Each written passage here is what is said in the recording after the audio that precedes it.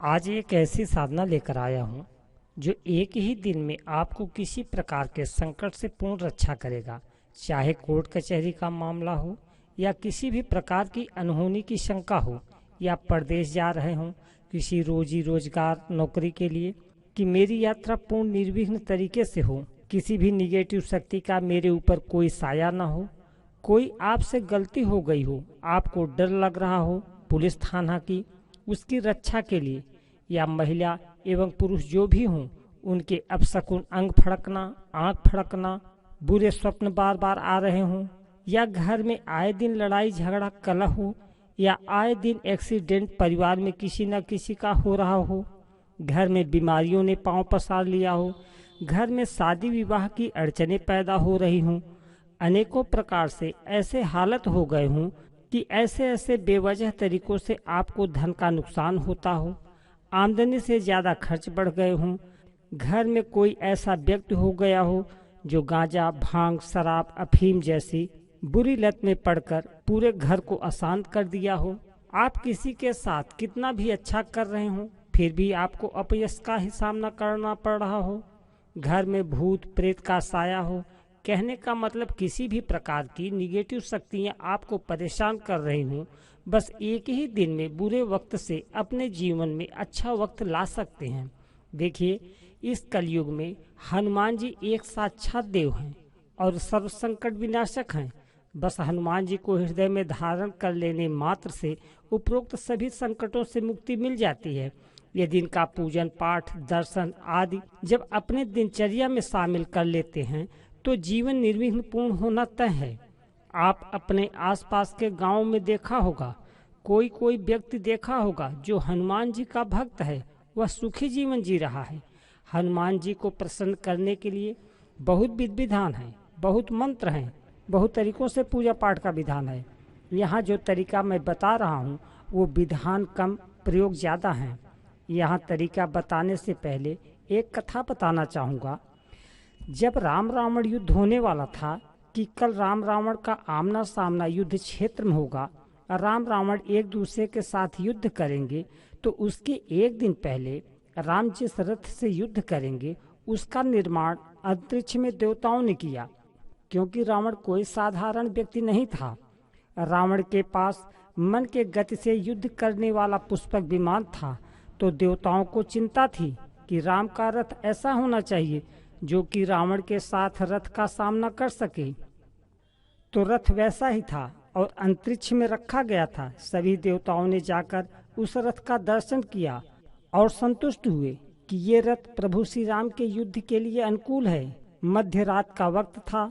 नवग्रह भी प्रभु श्री राम के रथ को देखने के लिए आकाश मार्ग में आए। प्रभु श्री राम के रथ को देखा और संतुष्ट हुए कि अब रावण का अंत निश्चित है। जब नवग्रह रथ के समीप से लंका की ओर देखा, कल राम रावण का युद्ध है। जब उन्होंने देखा तो सभी लंकावासी सो रहे थे। युद्ध में लड़ने वाले सभी सैनिक पूर्ण तैयारी से सो रहे थे और रावण अपने महल में जाग रहा था और महल में इधर से उधर बेचैनी की मुद्रा में टहल रहा था। उसी समय नवग्रह आकाश में से रावण की बेचैनी देखकर रावण के ऊपर हंसने लगे। रावण के ऊपर तंज भी कसा। रावण को बुरा लगा। रावण ने नवग्रह को अपनी शक्ति का ध्वंस दिया, लेकिन नवग्रह खास करके शनिदेव से विशेष कहा सुनी हुई रावण से।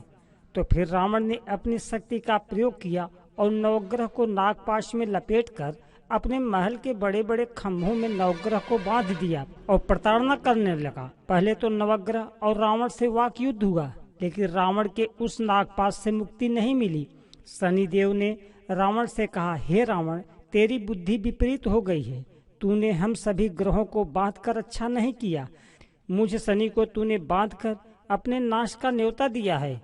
तू मुझे नहीं जानता। मेरी दशा जब राम पर आई तो राम को 14 साल का वनवास हो गया।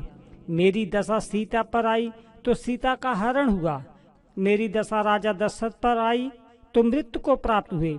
मेरी दशा राजा विक्रमादित्य पर आई तो हार खूंटे निकल गई और राजा विक्रमादित्य का हाथ पैर भी काटा गया। रावण, तू मुझे बात कर अच्छा नहीं किया। अब तेरा सर्वनाश तय है।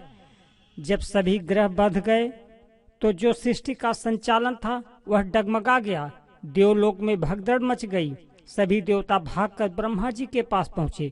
ब्रह्मदेव ने कहा, रावण के चंगुल से छुड़ाना मेरे बस की बात नहीं है। फिर सभी देव ने भगवान विष्णु जी के पास गए। भगवान विष्णु जी भी हाथ खड़े कर दिए और सभी फिर भगवान शिव के पास गए। भगवान शिव जी ने भी कहा, मैं भी रावण के चंगुल से नवग्रह को मुक्त कराने में असमर्थ हूँ। सभी देव क्षोभ में आ गए। फिर महादेव जी ने कहा, हनुमान जी रावण से नवग्रह को मुक्त करा सकते हैं। हनुमान जी का सभी देवता ने स्तुति बंदन किया और कहा, हे हनुमान, नवग्रह को मुक्त कराएं, नहीं तो सृष्टि में प्रलय आ जाएगी। तो हनुमान जी ने कहा, ठीक है। और हनुमान जी लंका पहुँचे। रावण को समझाया बुझाया, लेकिन रावण हनुमान जी की एक नहीं सुनी। फिर हनुमान जी ने अपने माथे से एक किरण प्रवाहित किया और रावण के मस्तक पर प्रहार किया। रावण बेसुध होकर जमीन पर गिर गया और जिस विद्या से रावण ने नागपाश चलाया था, वो विद्या बेसुध होने के कारण निष्क्रिय हो गई और नवग्रह रावण से मुक्त हो गए।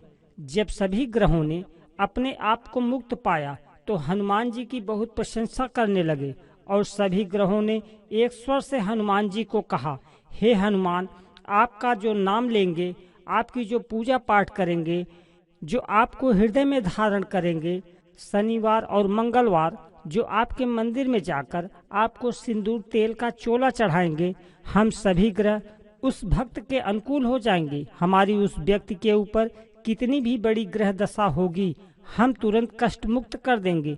चाहे वो शनि की 7.5 हो, शनि की ढैया हो, राहु केतु शुक्र मंगल, कोई भी ग्रह उस भक्त को पीड़ा नहीं देंगे। इतना कहकर सभी ग्रह अपने अपने स्थान पर चले गए। अब चलिए बात करते हैं कि हनुमान जी को कैसे प्रसन्न करें। देखिए, शनिवार या मंगलवार को ब्रह्म बेला में जागे, स्नानाद से निवृत्त हो जाएं, सूर्य भगवान को 1 लोटा जल चढ़ाएं और स्वच्छ वस्त्र धारण करें।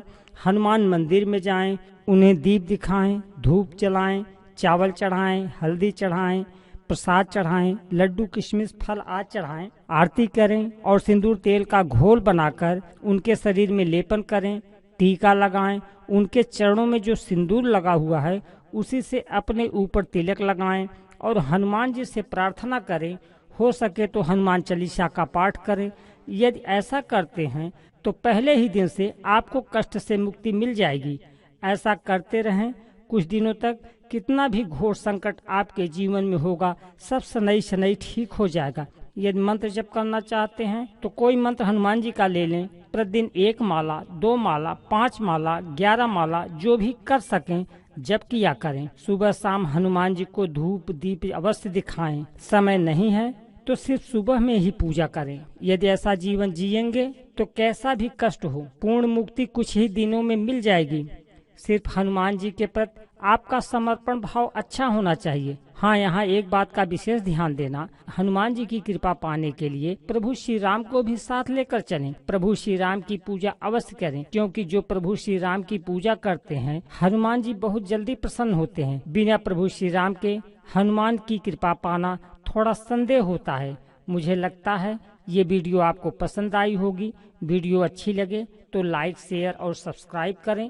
इसी के साथ मेरे साथ बोलें, मेरे गुरुदेव भोलेनाथ की जय, माता पार्वती की जय।